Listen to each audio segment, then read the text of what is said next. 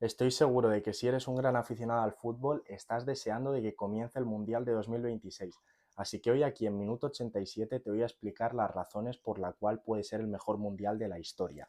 Bueno, bienvenidos un día más al canal. Quedan tan solamente 10 días para que comience el deseado Mundial del 2026 y ya todos lo estamos deseando. Se nota bastante que quedan tan solo, ya digo, 10 días.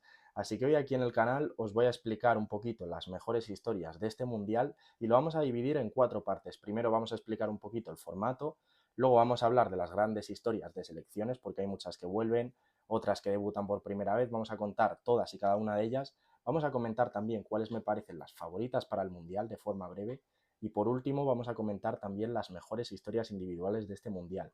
Así que sin más dilación vamos a comenzar con esa explicación del formato. Bueno, seguro que los que estáis bastante puestos en el mundo del fútbol sabéis cómo va a ser el Mundial, sabéis cómo va a ser la estructura, pero aquí la vamos a explicar y aclarar por si alguno está un poco más perdido. Así que sin más dilación vamos a comenzar. Bueno, este Mundial tiene muchas particularidades. La primera es que pasa de ser de 32 selecciones nacionales a 48 selecciones nacionales. Es la primera vez que ocurre esto y es el Mundial que más selecciones va a tener de la historia. Es cierto, bueno, evidentemente se hace por dinero, como todo. Pueden salir historias muy chulas porque hay muchos países debutantes y más probabilidades de que haya sorpresas porque hay más países, pero es cierto que también va a haber muchos partidos de relleno, va a haber más fútbol, pero va a haber muchos partidos de relleno, de hecho pasa de 64 a 104 partidos, que son una barbaridad, son quizá demasiados, y mirar que más enfermo del fútbol que yo no hay nadie, pero es cierto que 104 partidos quizás son demasiados. El Mundial arrancará el 11 de junio y finalizará el 19 de julio. Luego clasifican los 24 primeros y segundos de cada grupo, hay 12 grupos en total, y los primeros y los segundos clasifican, pero además clasifican los 8 mejores terceros. ¿Qué implica esto? Bueno, esto implica que va a haber 16avos, va a haber una ronda más, por lo tanto quedarán 32 selecciones y luego ya después de esos 16avos será octavos, cuartos, semis, final, como habitualmente. Luego también comentar que es el primer mundial con 3 naciones, con 3 países distintos, es decir, se va a realizar en Estados Unidos, en México y en Canadá, que de hecho Canadá tiene 2 sedes, México 3 y Estados Unidos 11, sobre todo va a ser en Estados Unidos, ya digo, 16 sedes, 16 estadios distintos, pero es el primer mundial que se realiza en 3 países distintos. Luego también podemos ver que la final contará con un show en la media parte de 30 minutos, es decir, en ese descanso va a haber un show más estilo Super Bowl, más estilo espectáculo de 30 minutos, que sinceramente me parece una barbaridad, me parece que es algo que desvirtúa el deporte. Evidentemente, como es el mejor torneo a nivel futbolístico y ocurre cada 4 años, están haciendo lo máximo para sacar el mayor dinero posible, como siempre, y al final este espectáculo va sobre todo dedicado a ello, metiendo un show que pueda atraer a bastante gente a ir al partido. Pero bueno, a mí sinceramente es algo que no me gusta nada. Media hora ahí de descanso creo que no aporta nada, los jugadores van a quedar fríos. A lo mejor puede ser mejor para los entrenadores, para que tengan más tiempo para matizar su propuesta, pero yo sinceramente lo veo un desperdicio. Ahora vamos a comentar las grandes historias de las distintas selecciones. Primero vamos a comenzar con las debutantes, pero antes de nada deciros que en este vídeo no vamos a repasar los grupos del Mundial, no los vamos a repasar. Si queréis saber más acerca de ello, el jueves o el viernes subiré mi predicción y mi bracket, es decir, mi cuadro del Mundial, con toda mi predicción completa. Entonces, eso ya digo, lo podréis ver el jueves o el viernes de esta semana. Este vídeo lo subiré el martes de esta semana, o sea que 2 o 3 días después lo tendréis. Pero bueno, comenzamos con las debutantes. Hay 4 selecciones que debutan. En primer lugar está Curazao, que es muy meritorio que esté porque es una isla de solo 150.000 habitantes, Cabo Verde, que también es una isla bastante pequeña en África, Jordania, que tampoco había estado nunca, ni Uzbekistán, que no había estado nunca tampoco. Yo no voy a ir aquí de súper friki del fútbol, sabéis que estoy todo el día viendo fútbol, pero evidentemente de estos países no sé la alineación completa y de algunos no sé prácticamente, bueno, no sé, prácticamente no sé ningún futbolista. De Cabo Verde conozco a Logan Costa, el del Villarreal. De Uzbekistán sí que conozco a Husanov, el central del Manchester City, y a Sumodorov, el que fuese delantero centro de la Roma, pero ni en Jordania ni de Curazao, la verdad, conozco a nadie. Ah, bueno, sí, miento, de Curazao está Tahith Chong, el que fue canterano en el Manchester United, pero por ejemplo, de la selección de Jordania no conozco absolutamente a nadie. Luego también quería hablar de regresos de distintas selecciones al Mundial. Quiero mencionar la de Haití, que yo pensaba que nunca había estado en un Mundial, pero es cierto que estuvo una vez en el 74, por lo tanto va a ser su segundo mundial. Noruega, que es la tercera vez que va a estar en un mundial y no estaba desde 1998. Ahora es cierto que Noruega viene con una selección muy potente, probablemente la mejor selección de su historia, con Odegaard, con Haaland, con Larsen, con Sorloth, con unos jugadores de mucho, mucho nivel. Creo que puede hacer un buen papel Noruega, sinceramente. Luego también podemos mencionar a Turquía, la selección turca, que vuelve desde 1990. Es cierto que había disputado bastantes mundiales, pero en su último mundial que disputó quedó tercera, ya digo, fue a principios del 90 y quedó tercera, que yo sinceramente desconocía esto, me ha parecido una estadística bastante interesante. Luego tenemos a Austria y a Escocia, dos selecciones europeas interesantes que tampoco estaban desde el 98, lo cual está guay también que vuelvan. El segundo mundial va a ser de unas cuantas selecciones, hemos comentado a Haití antes, pero también va a ser el segundo mundial de República Checa, que lo disputó en 2006, el único que disputó. El segundo de Bosnia, que disputó, el único que jugó, fue el de Brasil, el de 2014. El de Irak también va a ser su segundo mundial, el único en el que participó fue en el 86. Tenemos también a la República Democrática del Congo, que el único mundial que disputó fue en el año 74. Por último, también he querido mencionar la Vuelta de Paraguay. Desde 2010 no disputaba un mundial y la verdad la selección paraguaya, para los que no sepáis, hace unos cuantos años era una selección muy potente y de hecho consiguió lograr varias Copas América. Pero bueno, finalizamos con las redenciones dentro de este apartado de selecciones, de historias de selecciones, y yo quería hablar de Colombia, que se quedaron fuera en el 2022. Aquí de hecho entraría Italia, la selección italiana, que llevo hoy su camiseta, si se hubiese metido, pero claro, de nuevo por desgracia se ha quedado fuera de otro mundial. También la confirmación de Marruecos, lo que le he llamado la confirmación de Marruecos, porque en el último mundial dio la sorpresa eliminando a España y metiéndose en las semifinales y consiguió ser la única selección de África en la historia que se mete en unas semifinales del mundial. Así que sigue teniendo una plantilla muy interesante, veremos a ver hasta dónde llega. Luego también tenemos a México y los cuartos desde 1986. Desde el 86, esa maldición de los 5 partidos, México no consigue llegar a unos cuartos de final. Veremos a ver si este es el mundial.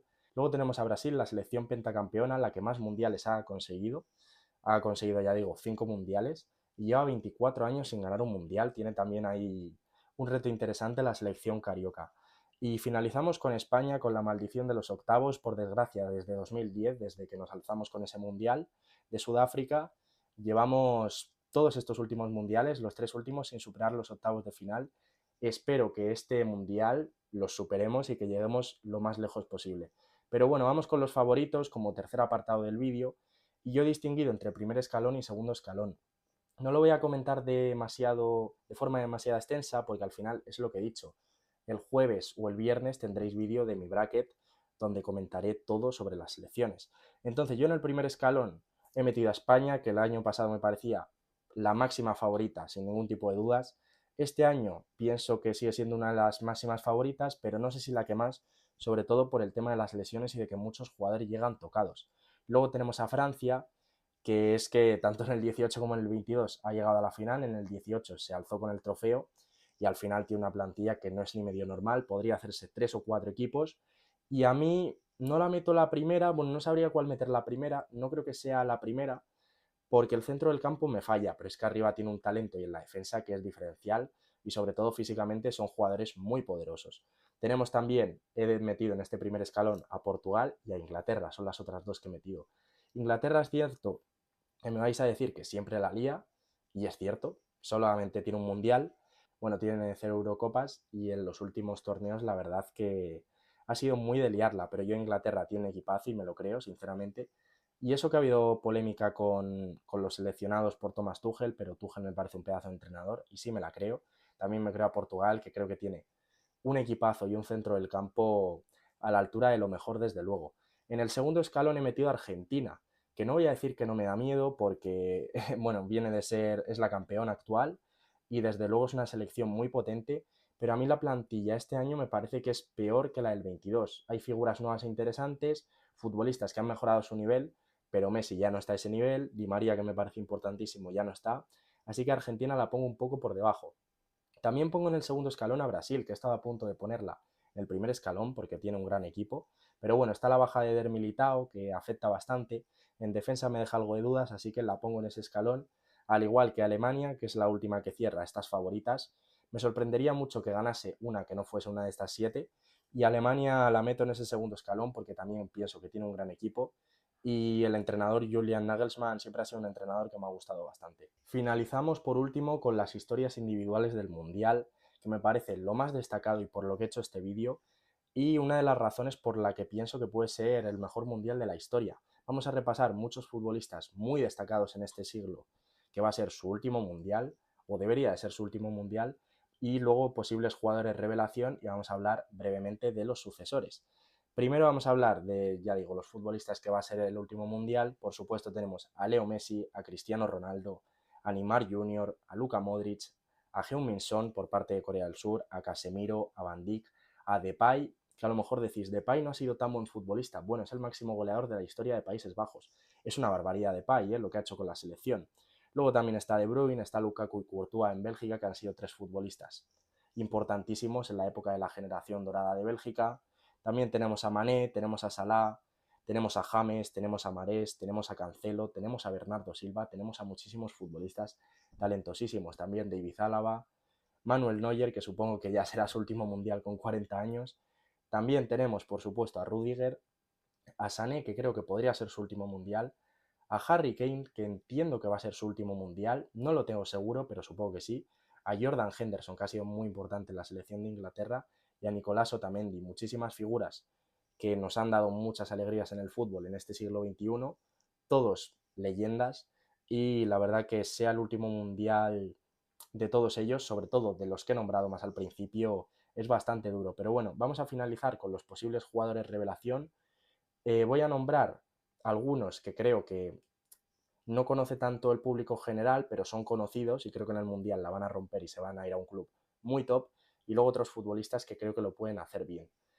Como jugador revelación del Mundial, pienso que va a ser Elliot Anderson, el centrocampista del Nottingham Forest, que está sonando para todos los clubes tops de Inglaterra, para el Real Madrid, y creo que es un futbolista brutal, pero brutal. Yo lo que le he visto me encanta. Pienso que va a ir a un club muy, muy grande. Creo que en el Mundial va a ser titular con Inglaterra y se va a salir. Otros jugadores tops que creo que pueden cambiar de club después del Mundial son Jan Diomandé, el extremo del Leganés que ahora está en el Leipzig, saliéndose en su primera temporada. Elliot Anderson, que es el que he mencionado, que creo que va a ser jugador revelación. Víctor Muñoz, que creo que va a tener mucha importancia con España y se va a salir. Pape Gueye, el centrocampista del Villarreal, que también creo que va a hacer un Mundial bastante bueno, con Senegal hasta donde llegue. Y Machambi, el centrocampista de Suiza, que a lo mejor no lo tenéis muy ubicado, pero juega en el Friburgo y a mí me pareció, lo que le he visto en Europa League, me ha parecido un futbolista tan dominante que creo que puede hacer un gran mundial con Suiza. Y por último vamos con otros futbolistas, bueno, antes de pasar a los sucesores, otros futbolistas que creo que lo pueden hacer bien. He apuntado a Álvaro Fidalgo con México del Betis, a Kangin Lee con Corea del Sur, a Crazy, el central que estaba en el Girona con República Checa, a Rubén Vargas, el extremo del Sevilla, a Igor Thiago, que ha marcado 22 goles este año en el Brentford en la Premier League con Brasil, a El Cavi, el extremo, bueno, extremo delantero del Olympiacos, que jugará con Marruecos, a Alex Freeman, el lateral que jugará con Estados Unidos, que es del Villarreal, es de procedencia del Villarreal. He metido a bastantes futbolistas del Villarreal que creo que lo pueden hacer muy bien. También he metido a Nicolás Pepe con Costa de Marfil, también del Villarreal, que creo que lo puede hacer muy bien. A Nico Paz, que veremos a ver si después del Mundial va al Real Madrid. A Kare Starfelt con Suecia, a Tielemans, a Fede Viñas con Uruguay, que creo que lo puede hacer bastante bien.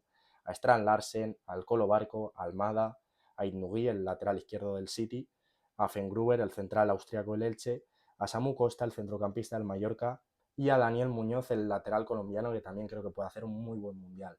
Por último, hablando de los sucesores, muy rápidamente, no quiero enrollarme mucho, pero bueno, al final los sucesores están un poco claros, son los de siempre, Mbappé, Haaland, Vinicius, muchos futbolistas que veremos a ver qué tal mundial hacen.